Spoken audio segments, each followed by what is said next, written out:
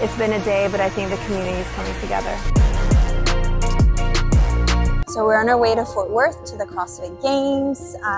Flight is about to leave. It's a 3-hour flight from Miami.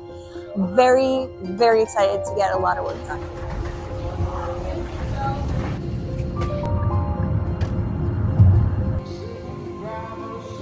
Okay, made it to the Airbnb, got some groceries delivered.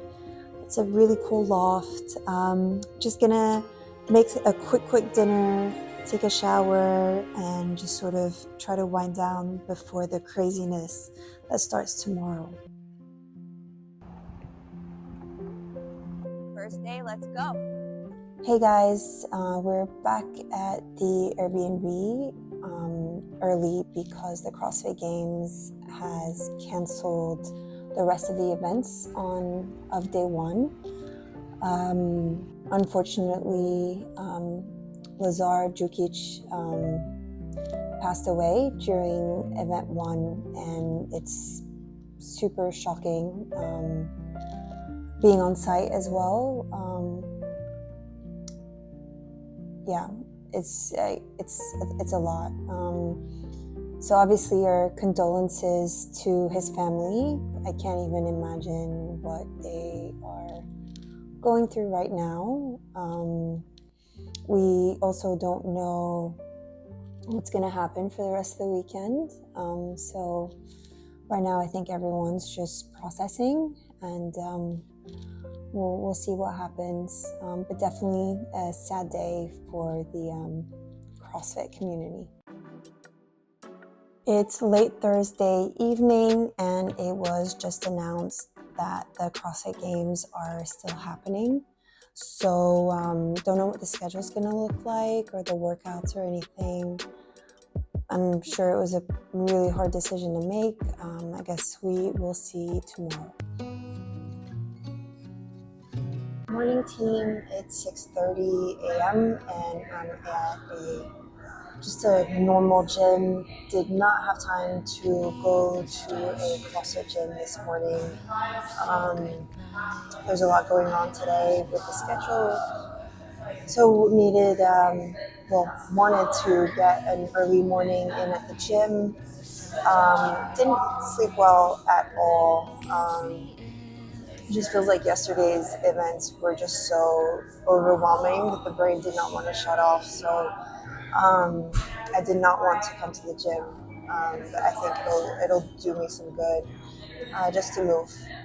So I'm just gonna do a lot of stretching, probably a little bit of bodybuilding. There's an assault bike, there's a rower, there's some free weights, there's a barbell. There's a lot for me to do in here, which is actually really cool within just like 2 minutes from my Airbnb.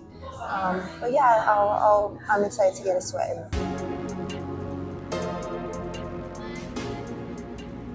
I want to invite you all to join me in a moment of silence.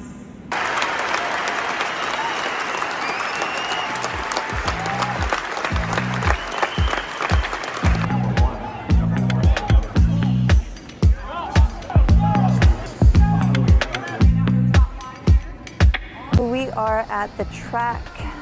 The teams just went, and now the indies are gonna go, so they're setting up the whole track. The night is falling, which is really nice. It's hot in Texas, let me tell you, but it's a beautiful night. I don't know if you can see, but there's some pink-ish clouds, trails more so, but it's a beautiful night out, and I think the whole community is just trying to be there for each other and fight for Lazar. So yeah, it's been a day, but I think the community is coming together.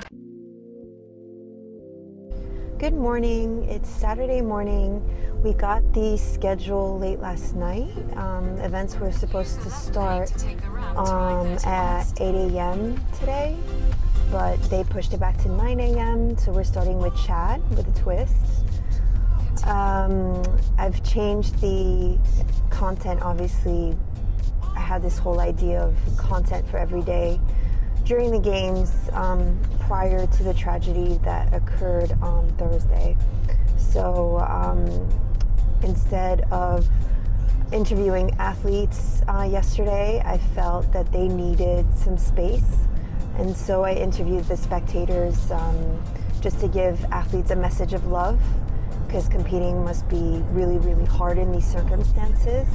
You guys should check it out on Growth to Mindset's Instagram. It's a beautiful video of people just being there for each other and showing the athletes that there's a lot of love in this community for them. So yeah, today's going to be a long day as well. We'll see. Hopefully the athletes are feeling okay mentally, physically, and we will be recording a podcast today as well, so looking forward to that. So I'm currently on my way to Vendor Village, where all the brands are located for retail. They have activations, some smaller, some bigger ones, so I'm off to see some clients there. Good morning, team. It's the last day of the CrossFit Games. Yesterday was pretty solemn, and we're going into the last day with the same sentiment. There's a lot of emotions involved and lots of opinions involved, and it seems like no one really knows what the right thing is to do, so people are kind of just trying to wrap their heads around things and processing whilst trying to do the right thing, which is always really hard. And it just feels like, I don't know, maybe this is the last CrossFit Games as we know it, or the last sort of feel for the CrossFit brand as we know it today, to perhaps be reborn under something new, or I don't know.